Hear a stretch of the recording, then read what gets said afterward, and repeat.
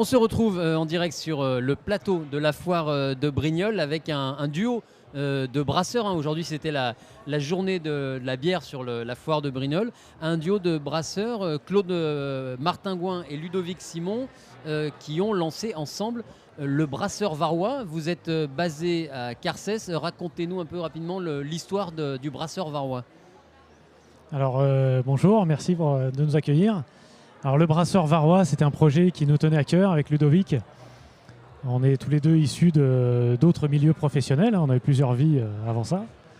Et aujourd'hui, on a repris un ancien local, c'est une ferronnerie, la ferronnerie du village. Donc on est dans un beau bâtiment qui a une histoire, qui a du cachet. Et on a créé le Brasseur Varois. On est parti d'une page blanche, donc on a créé et la marque et les recettes, le concept complet. Et aujourd'hui, on a une belle production, une ligne complète de bière. Et tout est fait sur place. On met un point d'honneur à tout fabriquer nous-mêmes et à utiliser un maximum de ressources locales. Ça date de la création de la société date de quand? 2018, là on a 3 ans. Il y avait comment vous vous êtes retrouvés sur la bière? C'était une passion commune? C'est quelque chose qui vous trottait dans la tête depuis longtemps? Tout d'abord, c'est une histoire d'amitié puisqu'on se connaît avec Claude depuis 25 ans. On a fait plein de choses ensemble, plein d'aventures différentes. Et la bière, c'était quelque chose qui nous parlait depuis longtemps. On avait le projet, on est certes parti de zéro, mais on avait quand même écrit quelques pages avant. Donc on a eu l'opportunité de tout mettre en place à ce moment-là. Et on est parti de là. Et du local qui nous a flashé, en fait. On a eu un petit coup d'amour sur le local. Ça s'est aligné à un moment. Les astres s'alignent à un moment de la vie où le projet était suffisamment mûr. Le local s'est libéré comme par magie. Et professionnellement, il était temps de tourner une page et puis c'était reparti. Il fallait que ça se fasse, ça s'est fait. Voilà, c'était reparti. Ouais. Vous étiez sous la bonne étoile. C'est vrai qu'il y a depuis 5-10 ans, il y a une diversification incroyable, une naissance un peu partout de plein de micro-brasseurs. Donc vous inscrivez effectivement un peu dans cette tendance, mais c'est vrai que pour passer d'une dimension un peu artisanale, de faire de la bière dans son coin, dans son garage, et puis de se dire là on va en faire une société, on va commercialiser, c'est pas du tout la même. Ça reste une aventure, ça reste une aventure commerciale, financière et de production. C'est un challenge, mais voilà, dans la vie il faut relever. Il était temps pour nous de se lancer. Aujourd'hui c'est un beau succès, je pense. On sert les plus grands restaurants du coin, on sert chez des gens étoilés. On a une vraie reconnaissance dans le milieu. Et bien que jeune, on a déjà décroché des médailles sur la foire de Brignoles, notamment sur la bière blonde. Et voilà, on est ravis d'être à nouveau invités 2 ans plus tard. Oui, des médailles, ce qui vous vaut aujourd'hui le titre de vous êtes ambassadeur de la foire de Brignoles sur cette édition. Tout à fait. Tout à fait. Et vous avez d'ailleurs à ce titre organisé tout à l'heure une dégustation grand public. Ça, c'est important aussi pour vous de transmettre, de montrer un peu les réalités de votre métier. Oui, voilà, ça fait partie de la passion. On a eu des gens très intéressés. On a organisé une petite dégustation. Ça permet de présenter nos produits, mais pas que. Ça permet de présenter le métier de brasseur, la passion, montrer qu'on peut faire en Provence, pays du vin, également de bonnes bières, et que la bière reste un produit de terroir, quelle que soit la région française. Voilà, c'est pas réservé au nord de la France, à l'Alsace. Pas du tout, pas du tout. La preuve. La preuve, oui. On a une eau à Carcès qui est de grande qualité. Et il ne faut pas oublier que la bière, c'est avant tout fait avec de l'eau, du malt et du savoir-faire. Mais il faut une très bonne eau. Et on a la chance d'avoir de l'eau de source dans les réseaux à Carcès. Et voilà, on la met en valeur, ainsi que d'autres produits du terroir comme le miel, qu'on transforme en hydromel. On va vous faire goûter ça après. Vous parliez tout à l'heure vous êtes sur plusieurs tables de restaurants étoilés, notamment comment elle se passe la diffusion, la commercialisation? Vous vendez en direct, vous vendez chez des cavistes, chez des épiceries, comment ça se passe? Oui, c'est exactement ça. Alors on a commencé à travailler avec les restaurants autour de la brasserie et ensuite c'est une démarche commerciale qui est, je dirais, tout à fait standard. On a fait des démarches, on est allé rencontrer les gens sur place qui nous ont ouvert les portes parce que c'est bien beau d'aller taper, il faut encore quelqu'un pour ouvrir la porte, ce qui a été le cas. Donc là on est référencé à l'abbaye de la Selle à Brignoles, à la Selle pardon. excusez-moi. Donc on est entré dans le groupe Ducasse et c'est toujours hyper glorifiant pour nous d'avoir nos produits qui ont été validés par les responsables, les œnologues du groupe Ducasse. Le château de Berne également à l'Orgue, qui est un partenaire historique de chez nous, et on travaille également chez Bruno à l'Orgue. Donc tout ça, ce sont des grandes tables qui nous ont confortés dans les choix que nous avons faits et qui nous poussent aussi à avancer et à aller chercher encore de nous permettre de progresser encore plus. D'accord, oui, c'est effectivement des très très belles lignes sur le CV de votre jeune histoire. Qui est-ce qui s'en occupe plus de la commercialisation du démarchage? Chacun fait sa partie. On se répartit les rôles. C'est vrai que moi je brasse toutes les bières, mais Ludovic a beaucoup fait pour les démarches commerciales, notamment au groupe Ducasse. Après, pas que, on sert 35 à 40 restaurants, beaucoup de tables familiales de produits du terroir. Dans le Var, en région, au-delà? Essentiellement dans le Var, mais pas que. On va dans le 04, un petit peu sur le 06. On travaille bien sur Moustier. Ce sont des régions assez touristiques. Et les gens sont de plus en plus tournés vers des produits locaux, des vrais produits. Il y a un retour aux sources. Il faut bien reconnaître que ça a été les premiers à nous faire confiance autour de la brasserie. C'est nos clients historiques. Si eux n'avaient pas été là, on ne serait peut-être pas allé voir d'autres tables. Donc il faut quand même leur tirer le chapeau. Ça a été les premiers à nous faire confiance dès le départ. Nous, on a ouvert au mois de juillet 2018 et on avait tout de suite des gens qui sont venus nous voir avec beaucoup d'enthousiasme, ce qui est aussi ce qui nous a permis de motiver d'aller chercher d'autres choses à faire et de motiver. Voilà, on a parlé des grandes tables, mais quand même nos partenaires locaux sont pour nous hyper importants aussi. Oui, les tables, c'est des très belles références, mais vous faites aussi de la vente en ligne ou en direct à Carcès, ou quels sont vos autres canaux de diffusion? Alors, le premier canal de diffusion, c'est la brasserie elle-même. Donc on a une partie production et une partie vente, donc il y a une boutique. On a fait un ensemble entièrement vitré, donc les gens qui viennent acheter dans la boutique voient la fabrication. Ça nous tenait à cœur, on voulait vraiment que les gens nous voient travailler, on voit qu'on travaille la matière dès le départ et qu'on ne sous-traite rien. Et ensuite, il faut grandir, donc on distribue les cavistes, on distribue dans beaucoup de petites épiceries de villages. Le Var, c'est avant tout des petits villages. Il y a peu de grandes villes. Et donc, on livre loin, même pour de petites quantités. On met un point d'honneur à être présent sur l'ensemble du territoire. J'imagine qu'il y a eu aussi un gros travail de réflexion au niveau de l'emballage du paquet cadeau, du marketing. Vous avez choisi quelque chose de très, très sobre, très épuré, très efficace. Et en annonçant directement la couleur, on est brasseur, on est varois, on s'appelle le brasseur varois. C'est ça. Il n'y a rien à rajouter. Non, c'est exactement ça. On voulait quelque chose de sobre, qui nous ressemble et qui ressemble aux produits qu'on a mis dedans. Donc on est attaché à faire une bière de qualité. On ne veut pas quelque chose de tape à l'œil, on veut quelque chose de traditionnel. Et puis c'était aussi l'image de nos clients. D'accord. Les clients, vous les rencontrez effectivement via les tables. Vous les rencontrez aussi dans ce genre d'événement avec la dégustation. On va rappeler pour les visiteurs de la foire que vous serez présents. Alors, à partir de mercredi matin seulement sur le village des producteurs, vous aurez un stand de dégustation, vente, tout à fait. J'imagine. Exactement. Ça, c'est des événements que vous pratiquez régulièrement, des foires comme ça? Alors, aussi gros que la foire de Brignoles, non. Par contre, on essaye de participer à un maximum de petits marchés locaux, comme les marchés de Noël, les marchés nocturnes l'été, ça marche bien.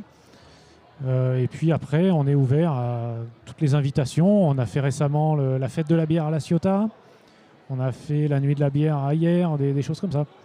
Donc ça participe au rayonnement de la marque. Oui, en termes de visibilité, j'imagine. En termes de visibilité. Et puis à chaque fois qu'on a fait déguster, les gens étaient conquis. Donc il y a un retour positif. Il existe des salons spécialisés bière ou... Oui, tout à fait. Il y a un très grand salon, mais c'est un petit peu loin d'ici, c'est Nancy. Le sud, c'est pas encore la culture bière. Mais ça viendra. Pour une jeune structure, c'est aussi un gros investissement d'aller dans ce genre de. Voilà, on ne peut pas se déplacer partout. On reste une petite production. Et actuellement, notre production est quasi prévendue. On grossit au fur et à mesure de la demande des clients. Mais aujourd'hui, on ne fait quasiment pas de démarchage commercial. C'est un luxe. Voilà, c'est un problème de luxe, on va dire. Mais c'est très bien. Ça grossit suffisamment lentement pour garder la qualité. Et ça, si je me permets, Dites-moi. c'est aussi la qualité de Claude qui brasse, c'est d'avoir suffisamment de rigueur dans la production de la bière pour avoir une bière qui est vraiment suivie dans sa qualité. On n'a pas de changement de qualité de bière et les gens sont assurés d'avoir toujours le même produit devant eux. C'est grâce à la rigueur de Claude. Ça, c'est hyper important de toujours respecter les recettes qu'on a mis en place dès le départ. Il n'y a pas de montagne russe gustative quand on achète une Non, bouteille non, de ça chez vous. On sait qu'on va retrouver la même qualité. Ça, c'est hyper important. Une fois qu'on est à la carte d'un restaurant, il n'est pas question d'avoir une variation de produits. Donc pour ça, là, comme disait Ludovic, il faut de la rigueur, mais pas que. Il faut des bons produits de départ. Donc on a également une très bonne malterie. On a une haute qualité constante à l'année.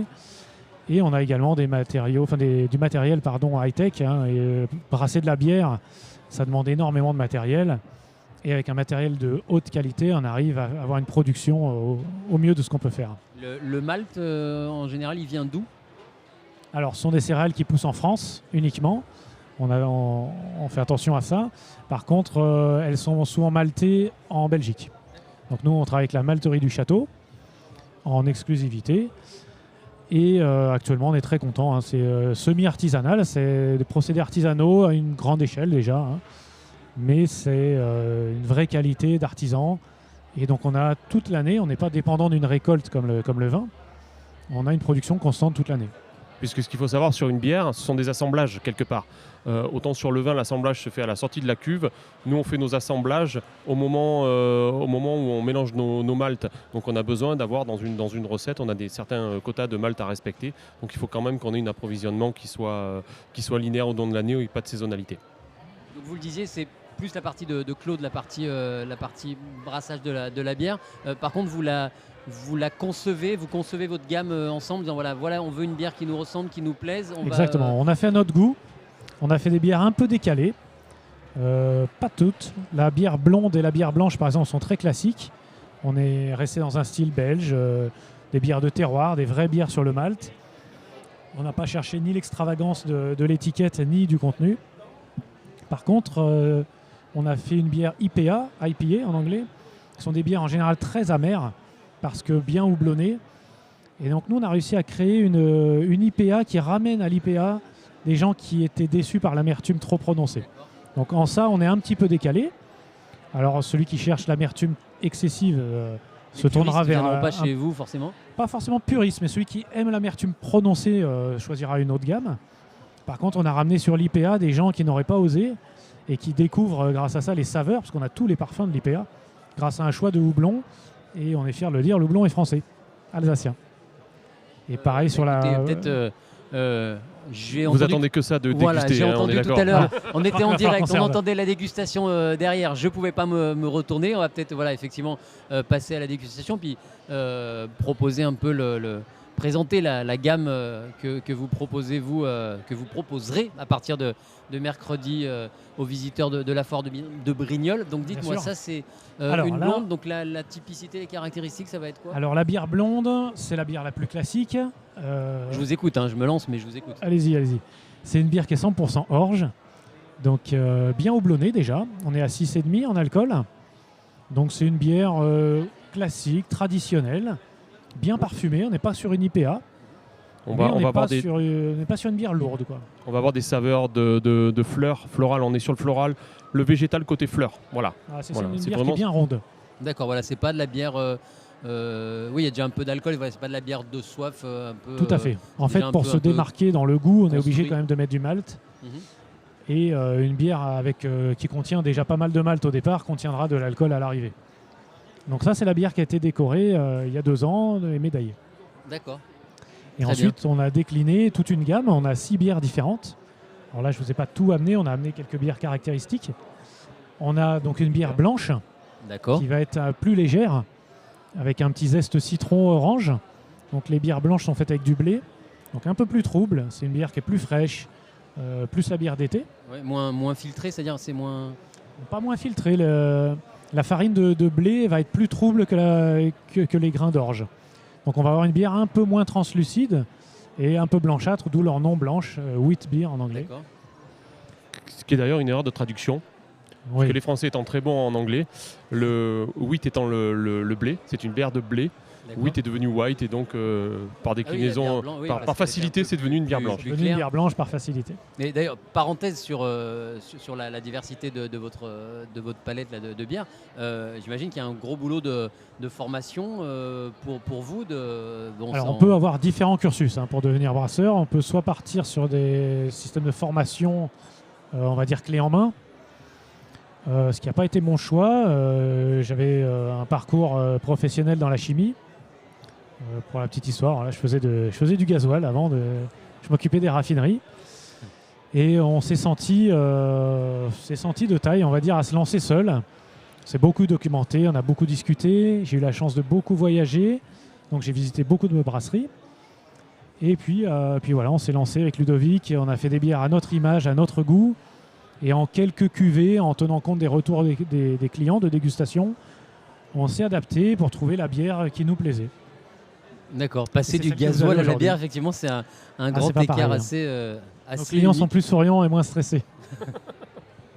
C'est pas faux. On va peut-être goûter On va goûter l'IPA, qui est un peu un de vos étendards, vous Tout disiez, à fait. avec un goût un peu original, donc moins Voilà, puissant. donc là vous sur, voyez une bière un petit peu plus trouble, un peu plus foncée, un peu plus soutenue.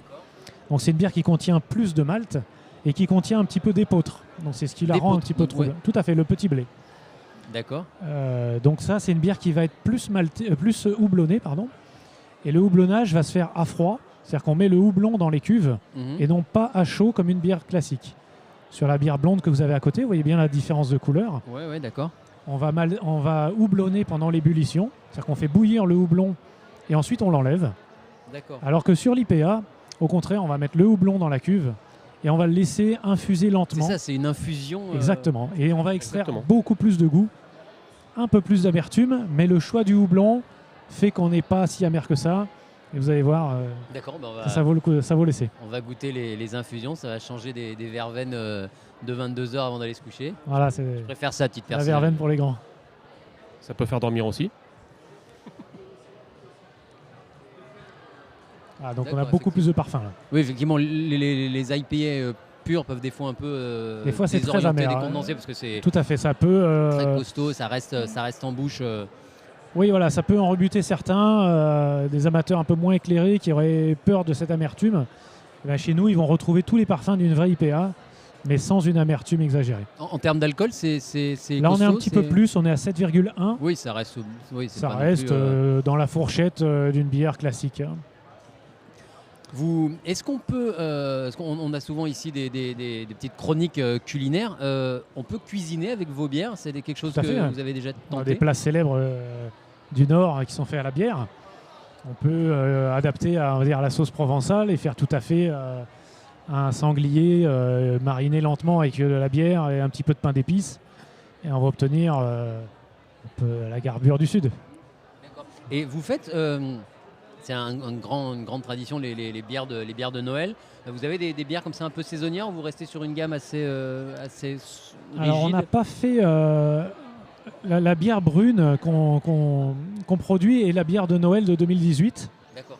Donc c'était la bière saisonnière et face au succès qu'elle a eu, en fait, on l'a gardée toute l'année et on l'a produit toute l'année.